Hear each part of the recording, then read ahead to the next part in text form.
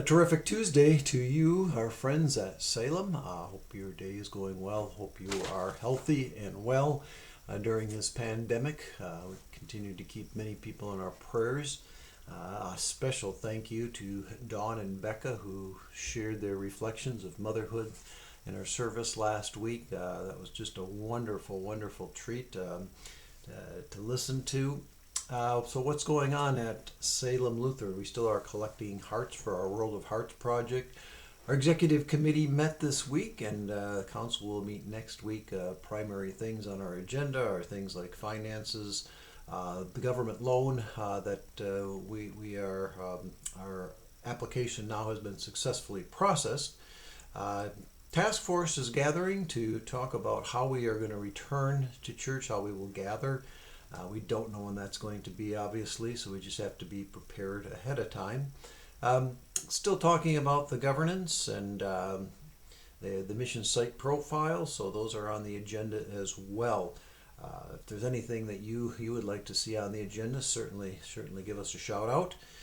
We are still collecting photographs for our veterans on Memorial Day, and if you know somebody who's deceased as well, for that is the purpose of Memorial Day, we'd love to have that photo with us and to be able to tell that story.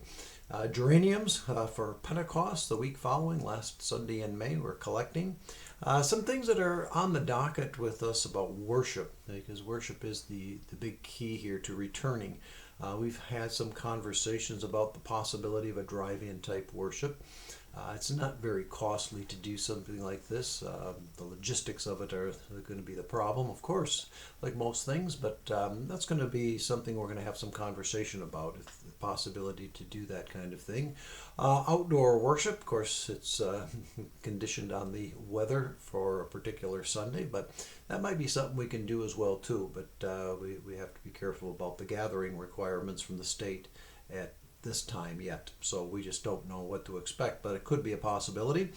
And when we do start gathering again, we are talking about recording live worship because we feel that there's going to be a significant part of our population, of our congregation, that will not feel comfortable coming back to church, and so we are going to try to hopefully serve that need.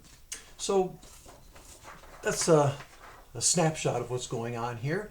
Not to make this very long, but this Sunday is the text where Jesus tells the disciples, "He will not leave them orphaned. If you love me, you will keep my commandments. I send you an advocate, a helper along the way." And so I was doing some research for my sermon, and can't get all the good stories I've collected over all the years, so I thought I'd share a couple of them. The first one refers to, "If you love me, you will keep my commandments." Well, C.S. Lewis had a writing on love, comes from his book, The Four Loves.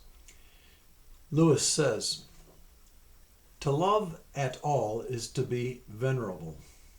Love anything and your heart will certainly be wrung and possibly be broken. If you want to make sure of keeping it intact, you must give your heart to no one, not even to an animal. Wrap it carefully round with hobbies and little luxuries. Avoid avoid all entanglements. Lock it up safe in a casket or coffin or your selfishness.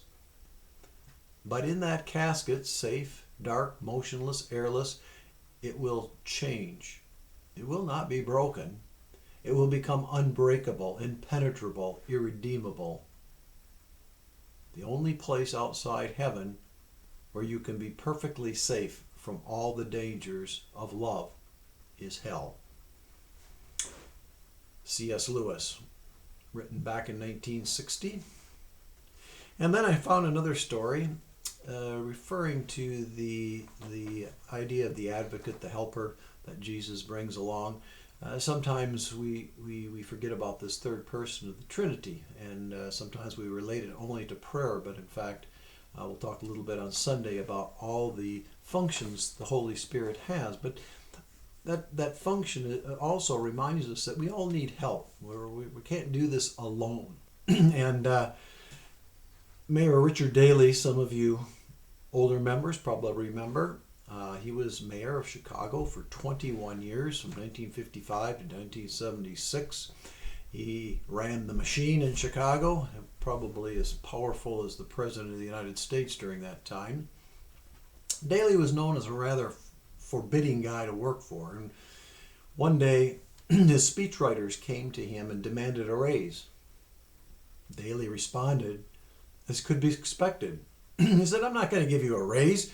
You're getting paid more than enough already.